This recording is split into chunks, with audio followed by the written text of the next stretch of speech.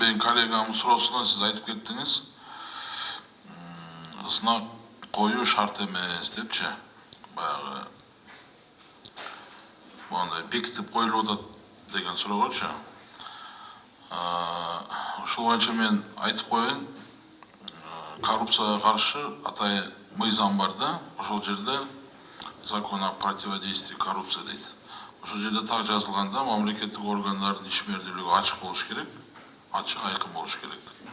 То есть деятельность госоргана по противодействию коррупции должна быть прозрачной, открытой. Ошол жагына көңүл буруп койсоңуздар. Анан кийин мына азыр коллегалар көп айтты, ошо элге баягы нагрузка болуп атканчы. Мындай ситуацияда элибиз деле бир ыкмаларды издей баштайт да, кантип ошодон качуу максатында. Жакында мага бирөө бир пленканы алып, номерге кадап, көрүм номер кадимкидей эле турат, анан телефонго тартты. И баягы номер жабык да. Анан бул ачык сатылып атабы дедим. Десем ооба дейт. Эми мен деле март апрель айында Ошко машинада кетип 3 жолу камерага түшүп калдым. Мен билген эмесмин, трассага коюла элек болсо керек деп анча мынча нарушить этип коюпмун. Төлөдүм. Өзүм жүгүрүп барып төлөдүм. Мурда ГАИ турса кой деп неме кылсаң кое берип коет. Азыр эми камера менен сүйлөшө албайт экенсиң да. Ошон үчүн негизинен жакшы, бирок мына пленкаларды дагы бир көзөмөлдөп койсоңуздар, аны кандай ким сатып атат. Анан бул жактан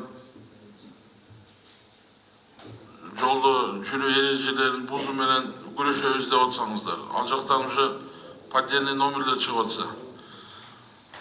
Анан кийин менин суроом, Курсан Сатаевич, техосмотрду киргизүү боюнча оюңуз кандай? Мурда Союз мезгилинде бир лампочка жамбаса уруксат бербейт эле. Стоп фара, лампочка, поворотник, баягы дальний, ближний, подфарник. Элементарно да. Мен мисалы ошого макулмун да.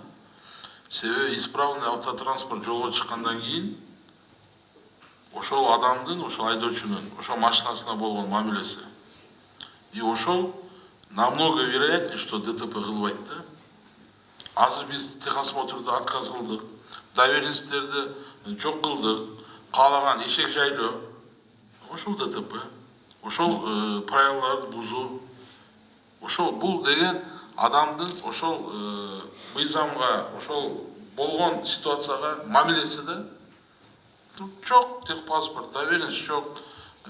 Там түтөп атабы машинанын 3 дөңгөлөктө кетип атасың, эч ким көңүл бурбаса, конечно, каалаганын жасайт. Ошон үчүн бул менин жеке оюм, аны күчөтүш керек.